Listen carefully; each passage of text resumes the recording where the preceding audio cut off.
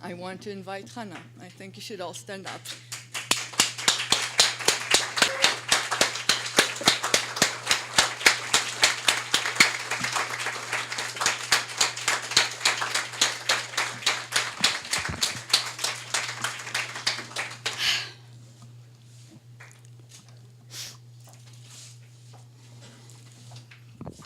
What can I say?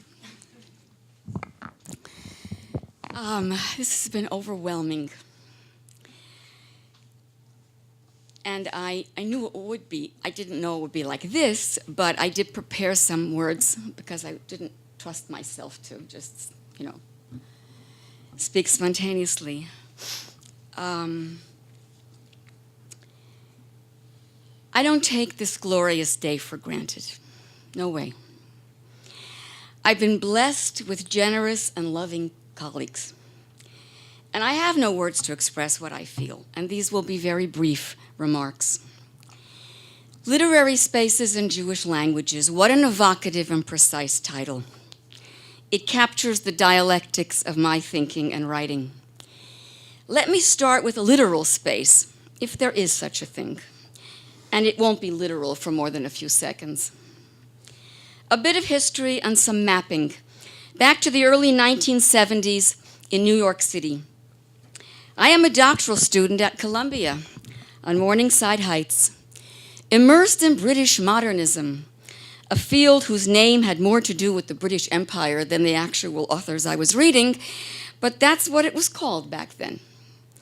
I spent my days and many nights reading James, Woolf, Joyce, Lawrence, Forster, T.S. Eliot. I had the privilege of studying Jane Austen and Conrad with that Brahmin of New York intellectuals, Lionel Trilling, and of being exposed to the most nuanced mind I have ever encountered in the classroom, Michael Wood, my mentor as a graduate student. I would sit there in his class and I would say, how does he do that? I would ask myself over and over again, I want to be able to do that too. To be skeptical with elegance, to question sharply and answer gently, to identify the particular as a means toward wisdom universal. I know that's out of fashion, but that's what I felt at those moments. And for several of those semesters, one evening a week, I would take the 86th Street crosstown bus to YIVO to listen to two other Brahmins on leave from Israel, Hana and Dan Miron, in their seminars on Yiddish writing, which I was warned in no uncertain terms by Columbia's graduate advisor that they would never earn me any credit toward a degree in English and comparative literature. For that, Miss Wirth, you will need French and German. And I complied. Let me put it this way.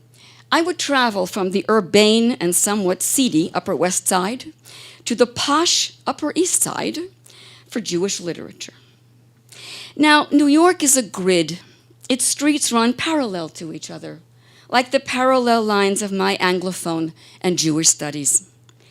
But Columbia University is on Broadway, the oldest north-south path in Manhattan, which can be traced to Native American, then Dutch, then British thoroughfares.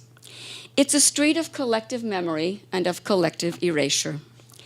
Its most distinctive feature, as you all know, is that it is the only street in Manhattan that runs on a diagonal for most of the entire length of the island.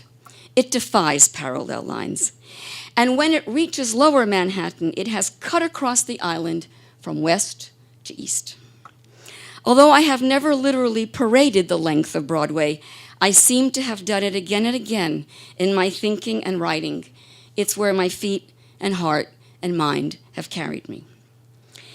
My first role at Tel Aviv University was Fulbright visiting lecturer, which meant I was an ambassador of American culture to that part of the world designated the Middle East by the State Department.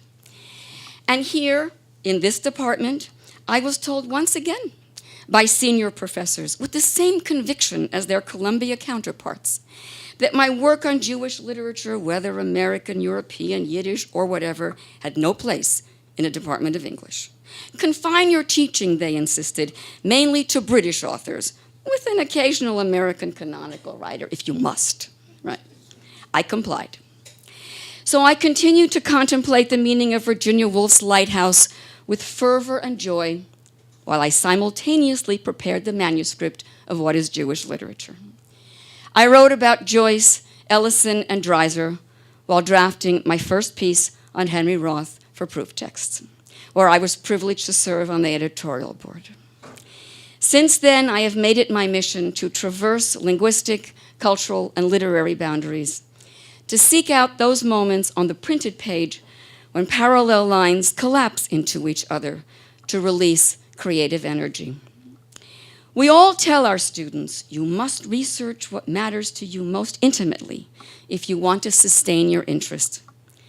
My research choices couldn't have been more transparent. My first book was inspired by Arias' PhD studies on architecture and urbanism. And although he's the one in our family with a legendary inborn compass in his head, and I'm the one who can barely navigate from a map, I was intrigued by his reading lists on city planning, and this eventually led to the book City Codes, where I walked the streets of cities paved by words, not asphalt. Cities that were imagined, longed for, remembered, feared, and invented.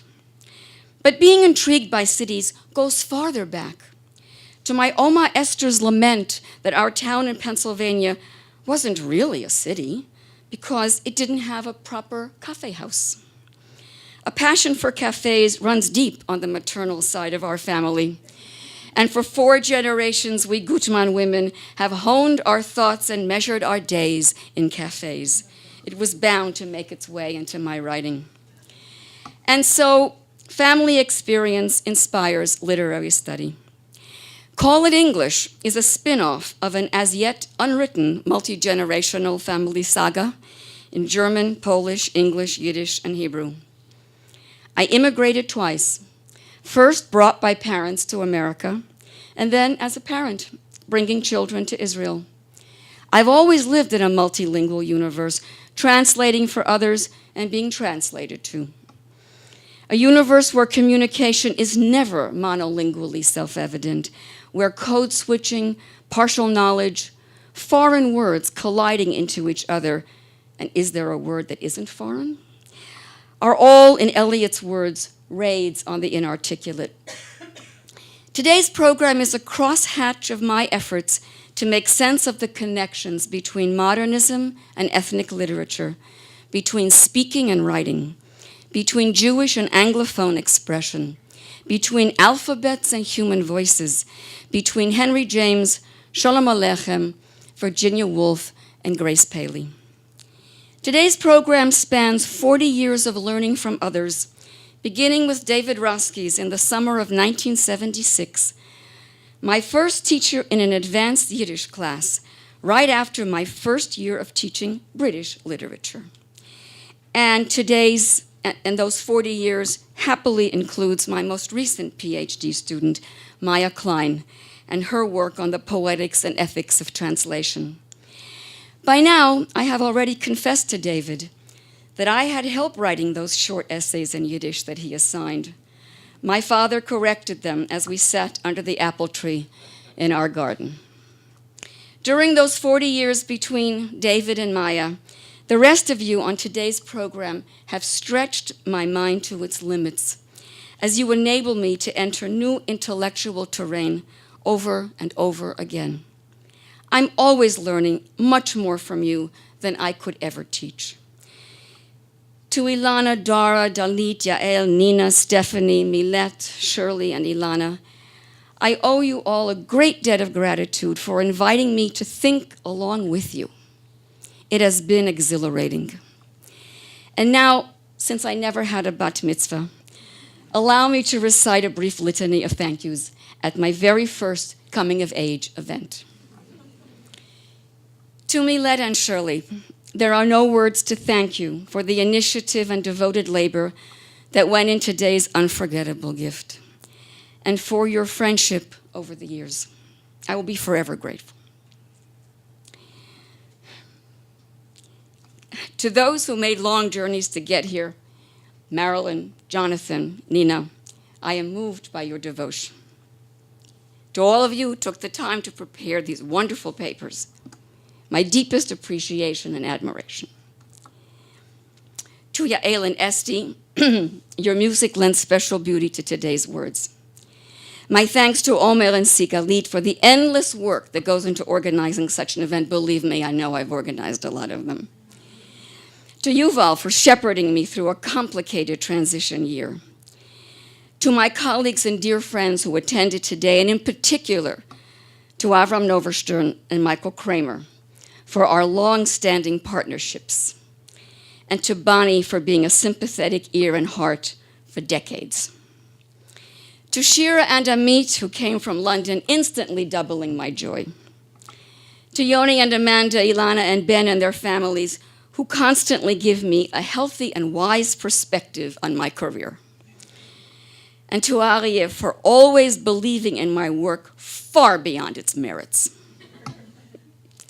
To all of you who participated and to all who attended, I look forward to being there to celebrate your rites of passage and your joyful achievements as you have been here for me today.